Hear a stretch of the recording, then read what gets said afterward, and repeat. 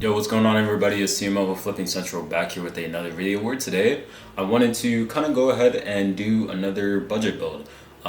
So this build has a Ryzen 5, an RTX 2060, and obviously I'm gonna get into the parts a little bit more in the future, but I wanted this to be something that's kind of a little bit more repeatable than some of my other builds. So this one I was able to build for $266, but I believe it should be fairly easy to do it for around 300 to 350. So yeah, go ahead, stick with me to the end. I'm gonna go ahead, get into the parts, run some benchmarks, build it. So yeah, let's go ahead, let's get into the parts. Alrighty, now for the parts. First and foremost, for a processor, we went with the Ryzen 5 4500, which is a pretty solid option with 6 cores and 12 threads, and it's one of the more readily available and newer processors that you can get for around 50 bucks.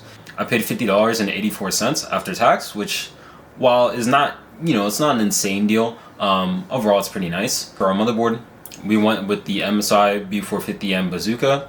Not too much to say here, it's a full-size MATX board, 4 DIMM slots, and it was pretty nice, and I was able to get it for 20 bucks. So for my cooler, I just got a Wraith Prism from a Ryzen 7 5800 XT that I bought, so that doesn't really cost anything towards my final budget. Now, a regular Wraith Stealth or Wraith Spire would work fine, but obviously I just had this laying around and I wanted it to look good, so decided to throw it in. For my RAM, I got 16 gigabytes of Crucial Ballistics here. Now, I actually bought some King Bank RAM on Amazon, but that hasn't shown up yet. So once I get that, I'm gonna go ahead and throw that in here. But for now, these sticks work fine. They're rated at, I believe, 3000 megahertz each. So it's just run-of-the-mill RAM, nothing too crazy. For my SSD, I got a Western Digital 500 gigabyte SSD. Nothing too crazy, just a nice NVMe drive, and I ended up paying $28.09 for it, so not too bad. Now for the graphics card, the RTX 2060. I ended up buying this for $80 locally on Facebook Marketplace, which was a pretty nice deal, honestly, because the guy only had it up for like a couple minutes. When I reached out to him, I was like, "Yo, if you could do 80 bucks, I'll come pick it up tomorrow." He said he got a lot of messages for it, but I was the first to message out, so he ended up selling it to me. For my power supply, I went with the PowerSpec 430 watt that I just had on hand. Now, I know I'm probably gonna get berated for this one, but it's enough wattage, bro. Come on, bro. Like, it's really enough wattage, bro. Come on, it's enough wattage, bro.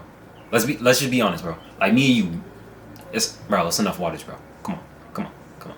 But yeah, so it's a 430 watt white unit. Obviously not ideal. I know I'm gonna get berated for this in the comments, but it is what it is.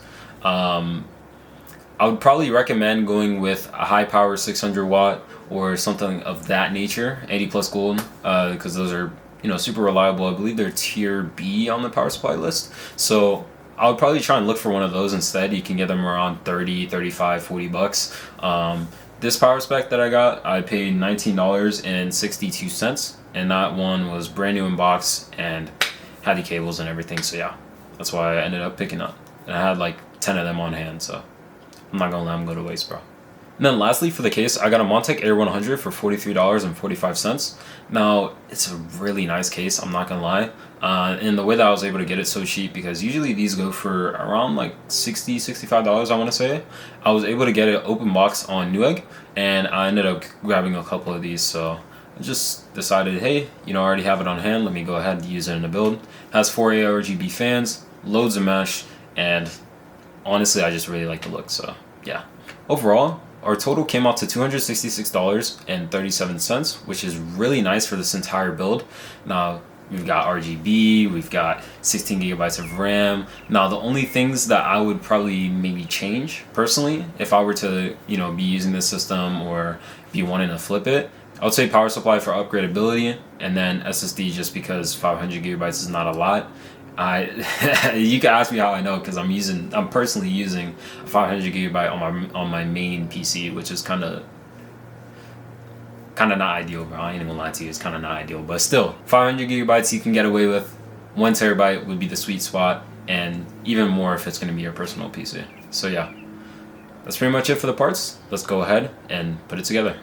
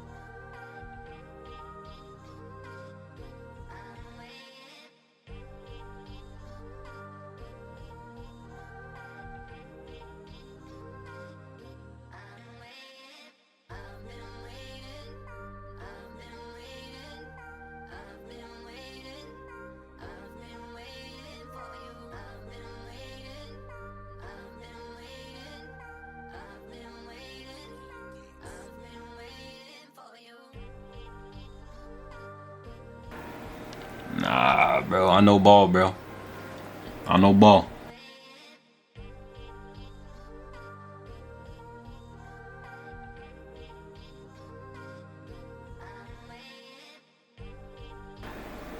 Nah, bro, I know ball, bro. I know ball. So yeah, guys, that's pretty much it. So as far as this 4500 and 2060 PC, honestly, I've been using it to record all the gameplay and even edit.